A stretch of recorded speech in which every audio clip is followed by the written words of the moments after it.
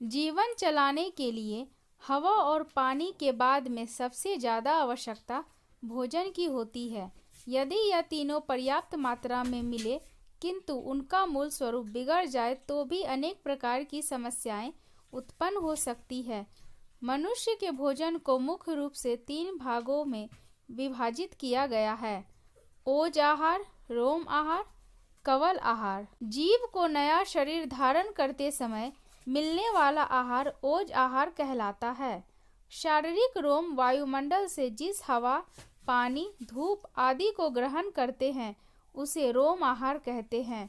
कुछ विशिष्ट साधक मात्र रोम आहार से ही अपने शरीर के लिए आवश्यक ऊर्जा प्राप्त करने में सक्षम होते हैं।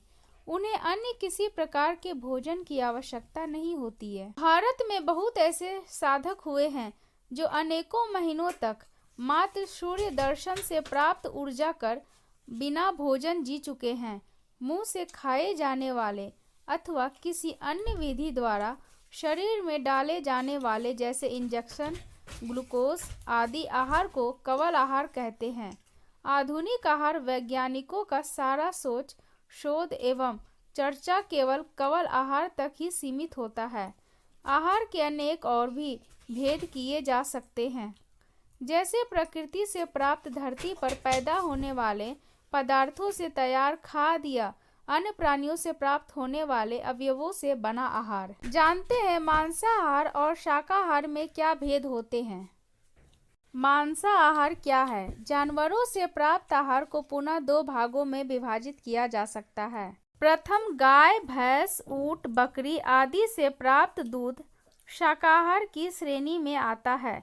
दूसरा, अन्य प्राणियों की हत्या द्वारा प्राप्त आहार मांसाहार कहलाता है। जो आहार हलन चलन करने वाले चेतना जीव प्राणियों अथवा उनकी ऐसी अवस्था जो अभी तक पूर्ण विकसित नहीं होने की स्थिति में हो परंतु विकास होने की संभावना हो, जैसे अंडा, गर्भजीव आदि को प्रत्यक्ष परोक्ष रूप से प्राण विहीन कर बनाया गया अथवा उनको मारकर उनके अवयवों को खाद्य पदार्थों में मिलाकर बनाया गया खाद्य पदार्थ मांसाहार अथवा हिंसक आहार की श्रेणी में आता है। शाकाहार क्या है? मांसाहार के अलावा प्रायः सभी खाद्य पदार्थ शाकाहार की श्रेणी में आते हैं, अर्थात जो खाद्य पदार्थ प्रत्यक्ष परोक्ष रूप से बिना किसी जीव की हिंसा अथवा हानि पहुँचाए प्राप्त होती है वह शाकाहारी खाद्य पदार्थ कहलाते हैं।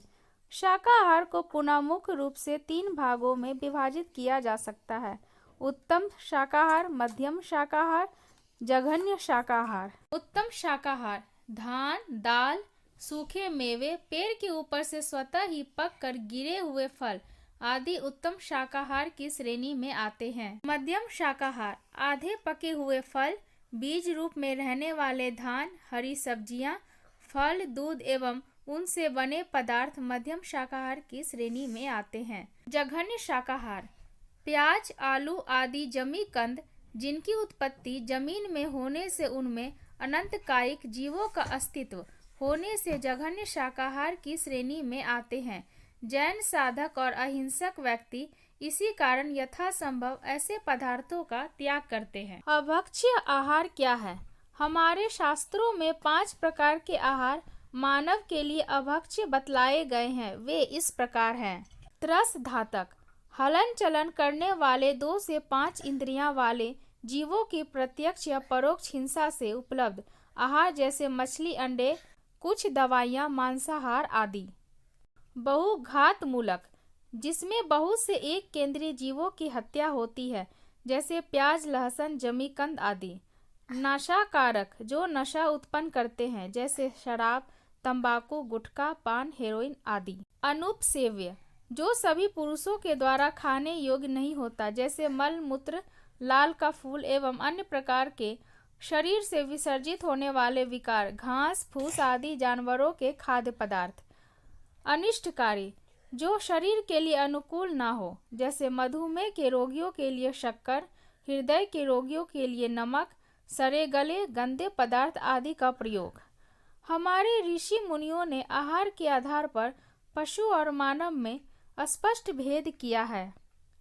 पशु खाता है केवल पेट भरने के लिए, मूर्ख खाता है केवल स्वाद के लिए, बुद्धिमान खाता है आरोग्य और शक्ति के लिए, संत खाता है केवल साधना के लिए। किसी उद्देश्य की प्राप्ति के लिए उसके योग्य बनना आवश्यक होता है।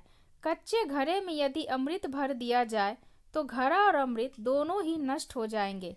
घर में गंदगी का ढेर हो और वहाँ चाहे जितना इत्र छिड़का जाए और अगरबत्तियाँ जला दी जाए तो भी बदबू दूर नहीं होती है।